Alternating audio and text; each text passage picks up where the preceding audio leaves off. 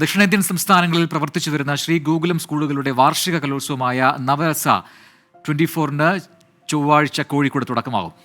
3 സംസ്ഥാനങ്ങളിൽ നിന്നായി 1500ഓളം കലാപ്രതിഭകൾ മാറ്റുരയ്ക്കും. കേരളം, തമിഴ്നാട്, കർണാടക സംസ്ഥാനങ്ങളിലായി വ്യാപിച്ചു കിടക്കുന്ന ഗോകുലം സ്കൂളുകളുടെ വാർഷിക കലോത്സവമാണ് നവരസ. നവരസ കലോത്സവത്തിന്റെ ആദ്യ ദിനം രചനാ മത്സരങ്ങളാണ്. ബുധനാഴ്ചയാണ് ഔപചാരിക ഉദ്ഘാടനം. ഗോകുലം ഗ്രൂപ്പ് ചെയർമാൻ ഗോകുലം ഗോപാലന്റെ അധ്യക്ഷതയിൽ നടക്കുന്ന ചടങ്ങിൽ കോഴിക്കോട് MP MK രാഘവൻ ഉദ്ഘാടനം നിർവഹിക്കും.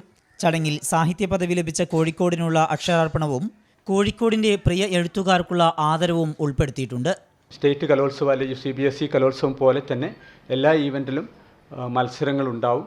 ഗോകുലത്തിൻ്റെ എല്ലാ സ്കൂളിലും പഠിക്കുന്ന കുട്ടികൾക്കാണ് പാർട്ടിസിപ്പേഷൻ ഉണ്ടാവുക. ഈ ഗോകുലം പബ്ലിക് സ്കൂൾ വെച്ചായിരുന്നു. അത് ഫസ്റ്റ് നവരസയായിരുന്നു കഴിഞ്ഞ വർഷം. ഇത് സെക്കൻഡ് എഡിഷനാണ് കോഴിക്കോട് വെച്ച് നടക്കുന്നത്. 26-ന് വൈകിട്ട് നടക്കുന്ന സമാപന സമ്മേളനം വടകര MP ഷാഫി പറമ്പിൽ ഉദ്ഘാടനം ചെയ്യും. ചടങ്ങിൽ സിനിമാ താരം ഉണ്ണി മുകുന്ദൻ മുഖ്യാതിഥിയായിരിക്കും.